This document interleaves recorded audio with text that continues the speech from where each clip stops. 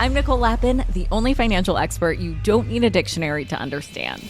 It's time for some money rehab.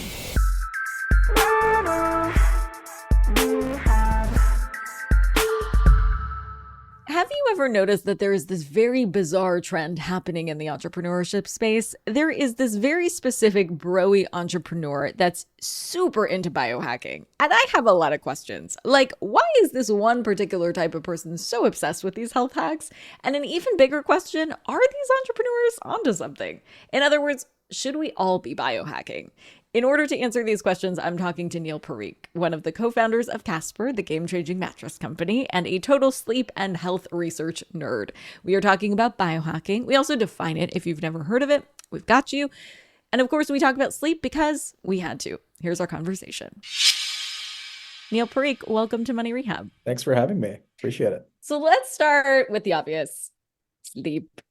Be honest, you co-founded Casper. Was the goal to actually make the world sleep better, or did you just see a white space, a void in the market, or a little bit of both? I think some things happen by accident and, they only make sense in reverse. So with my story, I was in medical school and I hated it and I really wanted to leave. And so I took a year off and moved to New York and ended up in a co-working space with somebody who I met next to me talking about how he used to sell mattresses online from his dorm room. And I was like, that's a dumb idea. Nobody's ever going to buy a mattress on the internet. But we started talking and we realized there was actually a big opportunity. Now, I hate admitting this, but my dad's a sleep doctor. And so I'd kind of been thinking about this for a while. And so when we put two and two together, we realized the starting opportunity was in mattresses because it was a terrible buying experience. Back then you'd have to like negotiate with somebody at a store, like it's a used car or something with these sleazy people with big suits on and other weird things. But the bigger opportunity we saw was like, there could be a Nike of sleep, right? There's no brand that really helps you think about when you want to sleep better, both from products, content, services, experiences, and other things. And it makes it cool. And I think we were in an era where we're thinking about, now we're finally in rest and relaxation mode where like people prioritize that, right? We sauna and cold plunge and exercise and other things, but that era was just starting back then. So I'd say it was a bit of both. What does your dad think about the company? He loves it now. Although when I told him I was dropping out of med school to start it, he thought I was insane, obviously. Well, thankfully, some of this sleep research since then has become more mainstream. I mean, I think we've all heard, don't eat right before bed, don't use your screen right in your eyeball before bed, get 8 hours, all that stuff. First of all, are any of those insights correct? Yeah, so I'd say most of them are correct. So here's the thing. The biggest impact to sleep is actually not really what you do at night. There are impact factors like cold temperature, your room should be cold, heat and humidity, you want, breathable sheets, that kind of stuff. But a lot of the impact is what you do during the day. For me, the biggest impact has almost always been caffeine. And I never realized it that like that 3 o'clock cup of coffee that I would have to keep me going, I was going to feel it, all the way until 3 o'clock in the morning because I'm a slow caffeine metabolizer. And I didn't realize that until I got the genetic testing done. So I'd say it's a lot of impact is actually what happens during the day. And most people don't really think about that because during the day, you're thinking about whatever it takes. But the problem is, if you don't make the investment during the day, then you get into this like doom spiral of sleep, which is that you're tired all day, which means and then you watch TV at night or you have a few drinks, you stay up late, you don't sleep well, which means that the next day you need more caffeine and you eat like crap and then you stay up late. And so you kind of never break out of the cycle. Ugh. This is as I'm zipping my coffee. I mean, it's 1:22 in the afternoon. It's not at 3, but still. Okay, I mean, 2 o'clock, we're done. That's my cutoff. There's been a lot of weird stuff, though, come out lately, like the mouth tape thing, people literally taping their mouths shut to encourage breathing through their nose, I guess, sleeping better. When you were doing research for the book that you co-wrote on sleep, were there any tips like that, like weird tips that surprised you? One of the weirdest things is actually sleeping in separate beds from your partner. So it's something that we learned is very common in Germany, for example, where people often will sleep in two twin-size beds with different comforters, different, beds that are essentially together but separate, which is weird because I would never do that. But apparently people love it, and it has been shown to improve sleep pretty dramatically because you're not like kicking the other person at night. You can kind of have your own temperature control and whatnot. What it does for your relationship, I don't know, but it definitely improves Honey, it. did you hear that? Did you sleep well the night before Casper IPO'd? No, terribly. I mean, it's a Did huge you moment. sleep? I think it was, my best analogy was it was like sleeping, like how much I slept the night before I took the SATs, which is going to Oh. sound so nerdy, but I was so nervous. How often did you check the stock price? Be honest. The day of, every 10 minutes, because you think about it a lot, and then at some point you just have to turn it off, because the problem is it can become this like obsessive thing where um like the hard part is like you work on something for such a long time and then you do it for the mission, but I think most people would be lying if they didn't think about the financial success of it at all. And then all of a sudden, it's like all of your life's work has been reduced down into one number, and that number is actually not reflective of it, of all the amazing things that are going on within a company. And so it is a little bit of like a mental twist, and I've talked to many friends who have run public companies, and it's definitely stressful to see that because also when you run a public company, you can't really talk about all the stuff that's going on in your company because it's, not it's non-public information. And so for all of your friends and everybody that the only thing that people see on the outside world is often your stock price, but all day long you're living something totally different. And Hmm. so that was really the adjustment that I had to make. What do you think the most important number is if it's not the stock price? I think the most important number is probably NPS, or like, are your customers happy? NPS, just because we're a no jargon zone. Oh yeah, Net Promoter Score. So Thank it's you. basically, the number that we use to figure out, are your customers happy? The key question is just like, how likely are you to recommend us to a friend? And it's an imperfect measure, but it helps you get a sense of, are you doing a good job or not, right? That's generally a scale of 1 to 10. And if you report a low number on that, it's a good proxy for like, I don't like this company. They suck, right? They don't treat me well. The product's not great. But it kind of captures a lot of things into one metric that you can, I would say, softly look at over time. Like, are you trending in the right direction or not? What's the stock price right now? We went private, so that's $0. How nice is that? It's a great day. Yeah, what are the emotions around that? Because it feels like when you're a baby entrepreneur, going public is like the end all be all. And then you get there and you're like, holy shit, this is like a financial colonoscopy every day. I mean, this is Yeah. what I've heard from other entrepreneurs who have taken their companies public and regretted it and then have, potentially gone through similar processes of taking it back public, which can be heavenly in some ways because you don't need to, go through said colonoscopy. It's way less fun than people think it is. I think that it's definitely glorified in terms of, this is the thing that everybody should be doing and that you should aspire to. And, we see photos of the New York Stock Exchange everywhere, and that like you want to go ring the bell. And like, don't get me wrong, all those things are really cool, right? Taking a photo up there, really cool. Having a stock price, pretty cool. I would say the level of accountability and responsibility that comes to having public shareholders is insane, right? And the what it does to change your business, how much you can talk about what you're doing externally changes, your relationships with other people change, your employees start looking at the stock price. And I think also like the cool thing about being private is that like we talked about with the stock price, when you're private, not your entire existence doesn't often get reduced into one number, right? And there's a much richer story that you can tell about who you are and what you're doing, what your story is and whatnot. And so, yeah, it's not all it's cracked up to be.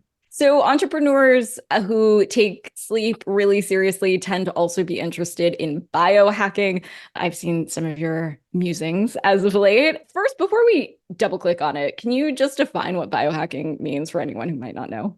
Yeah, so biohacking, it can mean a lot of things, first of all, but to me, it means making changes in your life using either things that you're doing externally or internally to impact your health. So, tactical example, it could range from, I'm using red light therapy to either improve the quality of my skin or change something about my circadian rhythm. To some people, it means eating a very specific diet, like Brian Johnson, eating a very Mush. specific blueprint, yeah, mush diet. To some people, sauna and cold plunge has become very popular. And so I'd say it's basically any intervention you take that's trying to impact your body somehow. So entrepreneurs are specifically obsessed with this now. You mentioned Brian Johnson, who famously spent 2 million bucks on medical Yeah. interventions and all sorts of weird stuff like electromagnetic pulses on his penis to make it younger and all weird stuff. Why do you think entrepreneurs specifically are so obsessed with biohacking? I have a couple ideas, but I'd love to hear yours. Oh, I think it's control. What I mean by the control thing is that when so much of the world is out of your own control, I think biohacking feels like, wow, I can do something and then I see a direct input into what's happening into me, or at least what I believe, right? And when you're often running a company, it feels like things are out of your control all the time, right? The market could be changing, you have employees, you have other things. I might be projecting a little bit here, but my hypothesis would be that it's like a very direct thing that people can do and see some output on the other side. And I think the other thing is, people who start companies are often experimenters. And so we're down to try crazy things on ourselves. And so there's a range of that, obviously, from, sauna to some people injecting themselves with crazy things that come from animals that are probably not FDA approved and whatnot. But we're probably like a little bit more on the radical side than most people. I mean, there's a lot of money going into this with a handful of dudes for the most part. Oracle's Larry Ellison reportedly spent $330 million on aging and age-related diseases. Bulletproof's David Asprey wants to live beyond 180 years old and is spending all sorts of money to do that. What companies do you think are doing interesting things that you would try, or has any of this stuff been democratized to a place that regular folks can try it? Yeah, it's a good question. I mean, my go-to ones are often just around sleep. So, the Aura Ring is wonderful. Like one of the key problems with sleep is and it's the same problem in business. How can you impact something that you don't measure, right? What we used to do is just like wake up and get a sense of like, I feel kind of tired or I feel kind of stressed. And I think what's amazing is that now you can look and see, oh, it's because even though you were in bed for 8 hours, you only slept 5 hours and 32 minutes, or maybe you only got 42 minutes of deep sleep. And so you can think about, okay, what does that mean and what should I do about it? The second to that is either getting a gym membership where you can go sauna or getting one of those sauna blankets or doing something. I've seen remarkable results from people using the sauna more frequently. I mean, the studies on all-cause mortality are incredible in terms of the expansion in lifespan for people who sauna multiple times a week. And the other benefit to it is that even if all the science doesn't work about the long term, most people just feel amazing afterwards. And so I think there's some real value to that too. And like, what's the cost of heat? There's plenty of ways to get it that's not that expensive. True. You don't need a fancy infrared sauna to do that. You can just go to the desert, go outside on a hot day, take a hot bath, whatever. I am no health expert, but I do want to get your thoughts, like bullish or bearish, on a couple of things that have gotten some buzz lately. Ambrosia is a company that offers young blood transfusions for $8,000. Are you bullish or bearish? Bearish. All right, pass.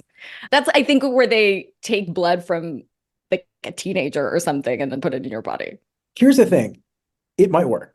The reality is, I'm sure people feel better, right? The question is, what level of risk do you want to take and how much money do you have, right? Like, we also know IVs, for example, when you get them, are they really doing anything that's different than drinking 4 Gatorades in a row? Not really, but it I seems know, that it's like expensive pee. yeah, but the placebo effect is really powerful. Like if you're really hungover or you're, not feeling great, that big yellow bag makes people feel somehow better than drinking 4 Gatorades. And so like, does getting the blood of a young, healthy person who hits the gym 18 times a week feel good to some people? I'm sure, right? They probably feel superhuman afterwards, just like when you put on a pair of Nike sneakers that the marathoners use to run a 2-hour marathon, you suddenly feel like you can run faster. Yeah, or sleep in a Casper mattress. All right. What about data mining your own DNA? There's a company, Health Nucleus, that will do this for $25,000. They'll map your whole genome for early detection of diseases. Bullish or bearish? Would you do that? I have done a lot of data mining of my genome. I have not done the Health Nucleus one, but I would say bullish on this idea of using your genetics to impact your life. There's a few other tests that are way cheaper, starting with 23andMe, which most people have done at this point. You can actually export that data and put it into a bunch of other services. There's a one called 3x4 Genetics that I don't have an affiliation with, but is really cool, where now you can actually start to see, based on your genetics, how should you eat? Now, I think that's super interesting because you can actually make tactical changes. So for me, for example, I've always had high cholesterol. It's run in my family for a long time. And I was always thinking and told by doctors, well, maybe you should try the keto diet. And so I tried the keto diet for a while. And often the keto diet is like, oh, we'll have lots of coconut oil and ghee and other things and cheeses. But it turned out that from my nutrigenomics panel, for me, saturated fats are deathly. They're like my body cannot process them. And so actually, the reason my cholesterol was so high for such a long time was because I was having all these saturated fats, which is what I was told to eat by other people. Yeah, there's some cheaper ones that will do like food sensitivity things. I was really surprised by some of my results. Like I can't have sugar and fruit together or something. And I was like, whatever, I'm not going to have sugar and fruit together. Who does that? But then I was like, I love cobbler and pies. And like, of course I put sugar and fruit together. A fruit tart. Yeah. All right. Anti-aging super pills. This is interesting because there's a company that will do this for $50 a month. Basically, instead of taking a big handful of a bunch of different supplements, they'll consolidate it into one or two pills. Bullish or bearish? I'd say bullish if it has the key things that help you actually take it. So the number one thing that makes a difference is adherence, right? Like if you don't take your vitamin D, it's going to have no impact on you. If you don't take your fish oil, it's going to have no impact on you. And so if it gets you to do it, great. If those pills are just sitting there on the counter because they're still like in these beautifully wrapped one-off packages, but you don't take them, makes no impact. For sure. Brain drugs like nootropics. Very bullish. Yeah. Why? So I take these supplements from Thesis all the time, which I love. I'd say that it's one of the few areas where I really do believe you can get impacts to cognition, to focus, to memory. I mean, the nootropics really got popular in the last 5 or 10 years. I've personally taken them. I have seen huge benefits. And I also think that like right now there's this craze where a lot of people are getting diagnoses for things like ADHD or other, disorders where the first call to action is often to take stimulants or other prescription medications. And I actually think that nootropics could be, for some people, right, a much easier kind of glide path on the way in to see how you feel versus just jumping onto the more aggressive stuff. How about fasting meal plans like Prolon or just sort of fasting? Bullish or bearish? Very bullish. So every year I do a 5-day water fast, which is going to sound insane because it is kind of insane. Where for the first 2 days, you feel terrible and you're grumpy and you want to, it's awful. And then come days like 3.5 to 5, it's like you're inside of the Matrix. Yeah, you feel fucking invincible. I've done it and I wanted to kill myself. And then I was like, wait a minute, why do I ever eat food? It's so stupid. Yeah, exactly. You're like, what? I can suddenly speak Portuguese or so, should you do it for that long? How frequently should you do it? I think those are all things that we have to figure out. I'm probably more bullish on doing extended fasting rather than doing intermittent fasting. Like there was this whole IF craze for a while where everybody was doing like, I only eat in the 8-hour window or a 4-hour window every day. And most recently, a lot of the functional medicine doctors have switched away from recommending that to everyone because of fears of muscle loss. But look, I mean, there's some ancient science here, right? Like, why do most of the world's religions recommend fasting in one way or another, right? I think it's because we've known for a long time it's probably good for us. Hold onto your wallets. Money Rehab will be right back. And now for some more Money Rehab.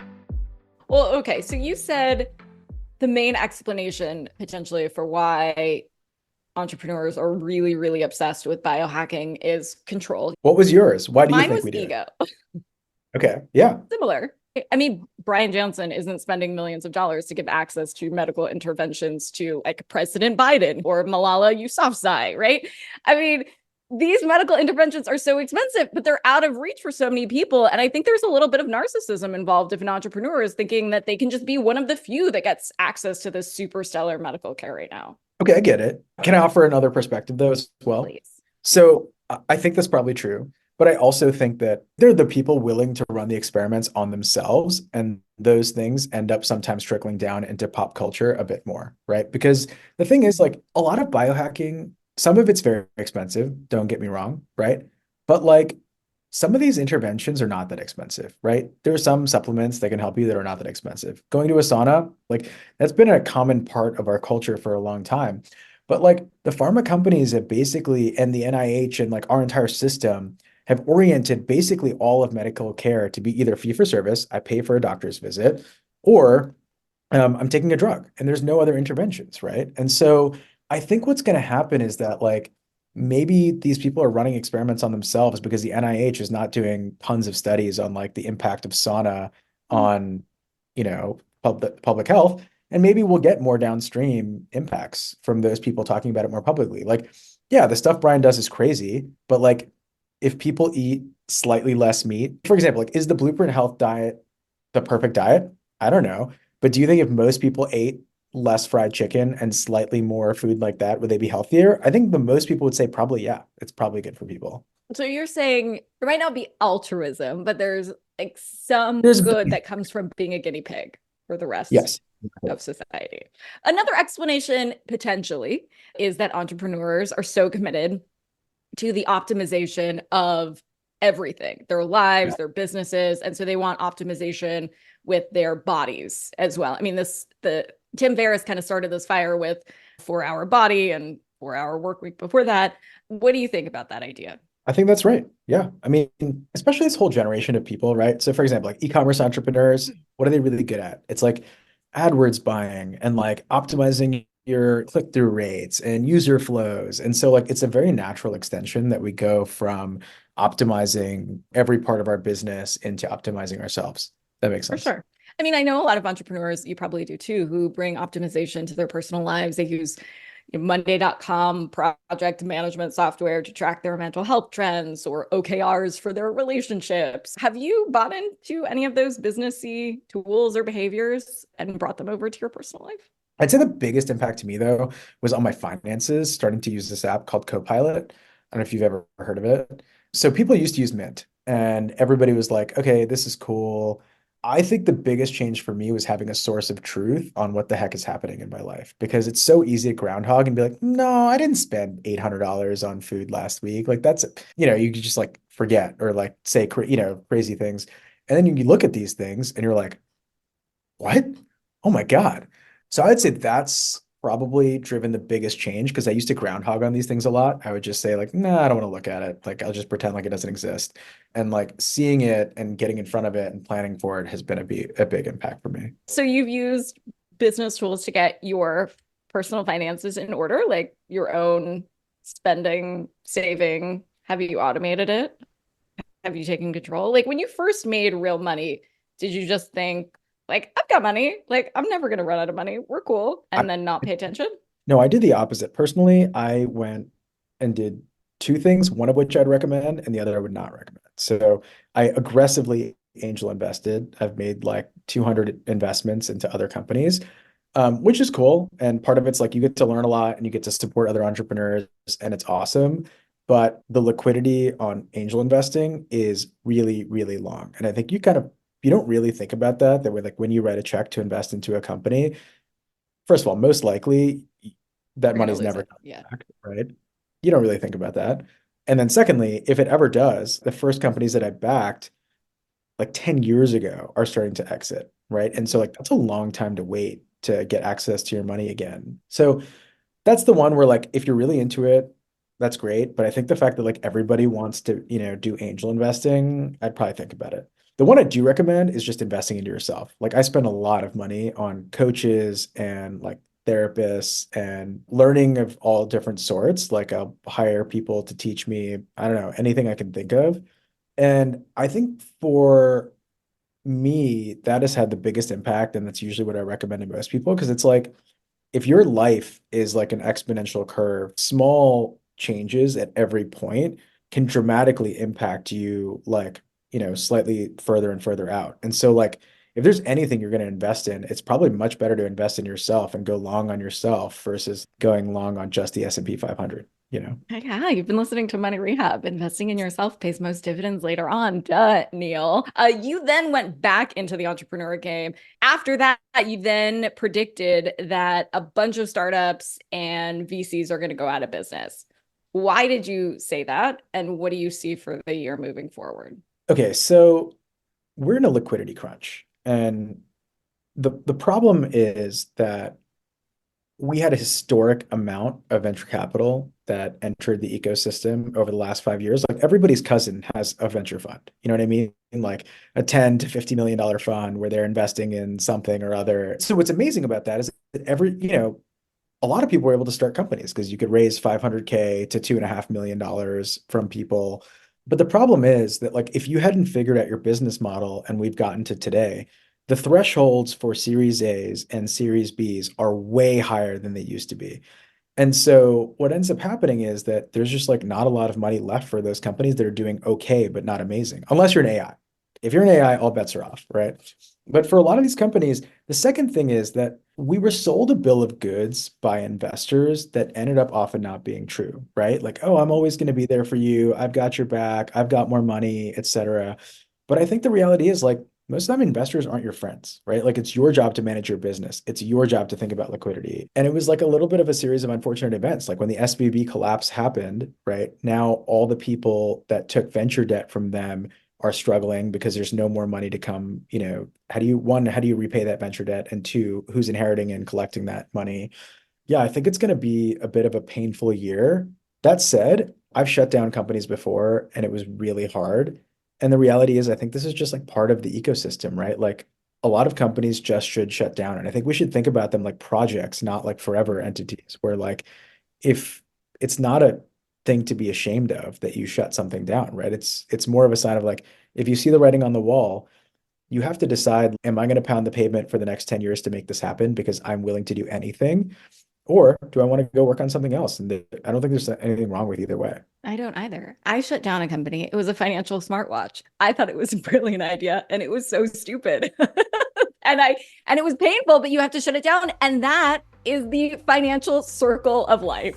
We end our episodes, Neil, by asking all of our guests for one money tip listeners can take straight to the bank.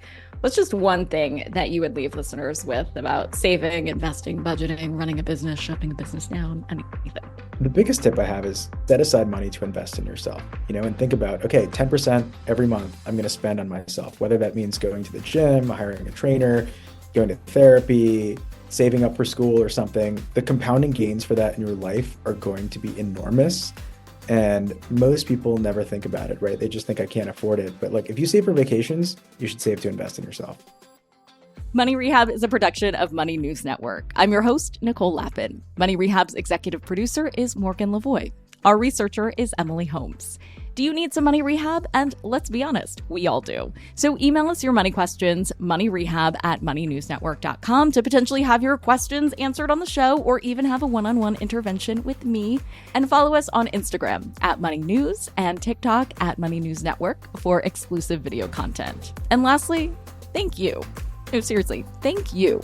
Thank you for listening and for investing in yourself, which is the most important investment you can make.